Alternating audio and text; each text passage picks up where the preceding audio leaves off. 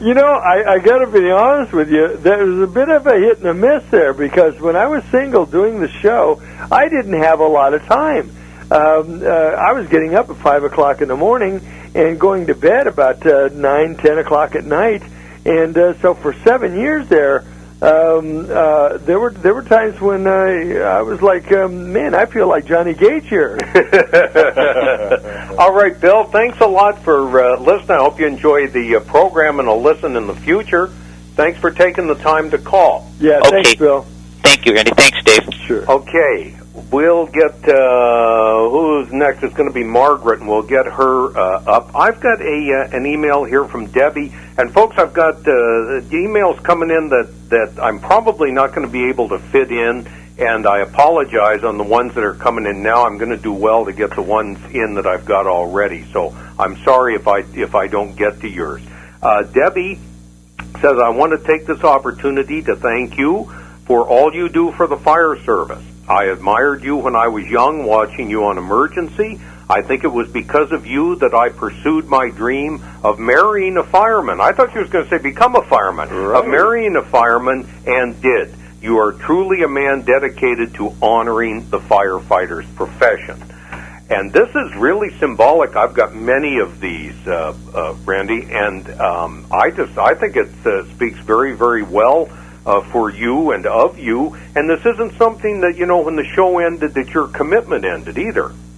No, it really didn't. But a lot of it is also for 7 years, for as long as the show was on the air, it provided me with not only a great career, but I also got to rub shoulders with a really special kind of human being, the kind of human being that goes out on a daily basis and risks their lives and their reputations for the singular purpose of saving lives and trying to help protect property.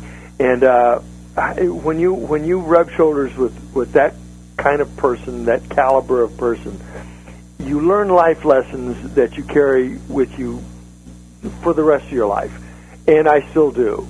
And when you meet those kind of people, you don't want to keep it a secret. You want everybody to know what kind of people they are, and that's all I'm doing.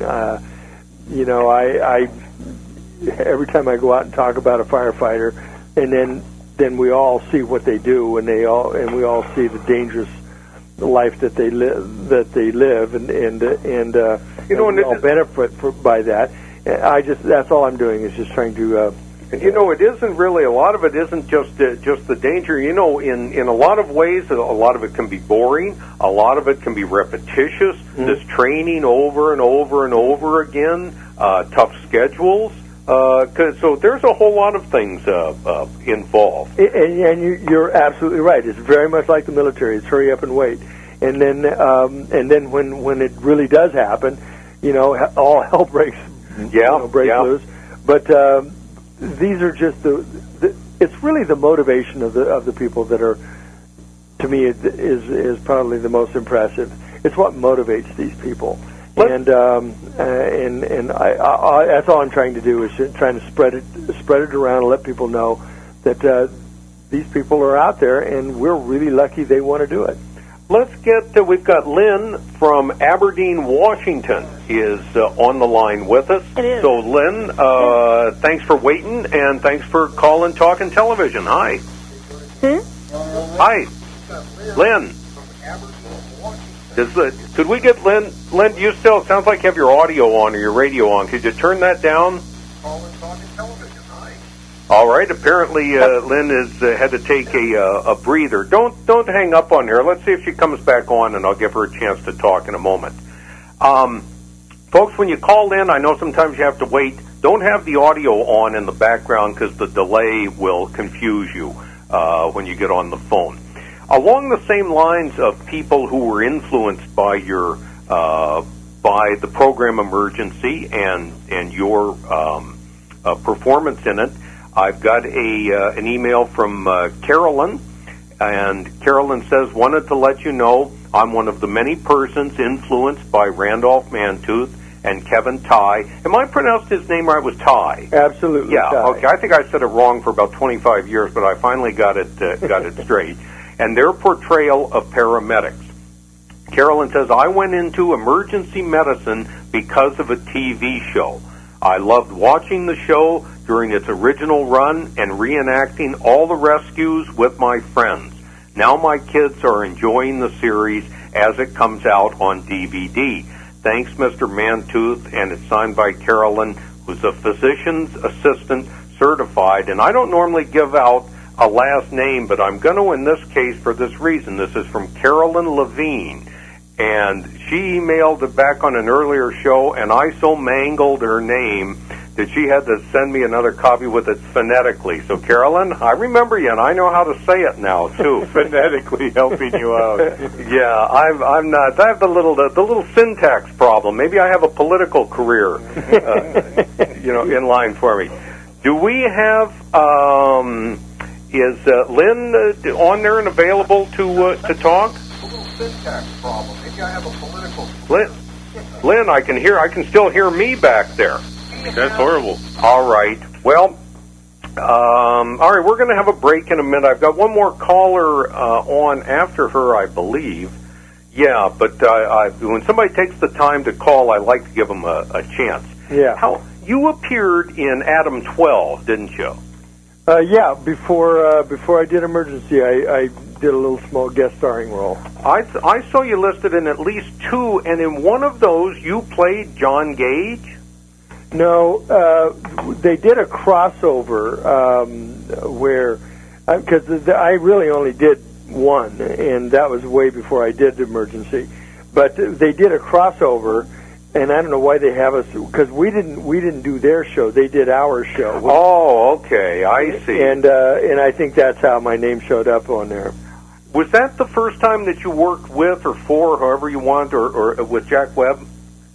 When I did Adam 12 before I did Emergency. Yeah.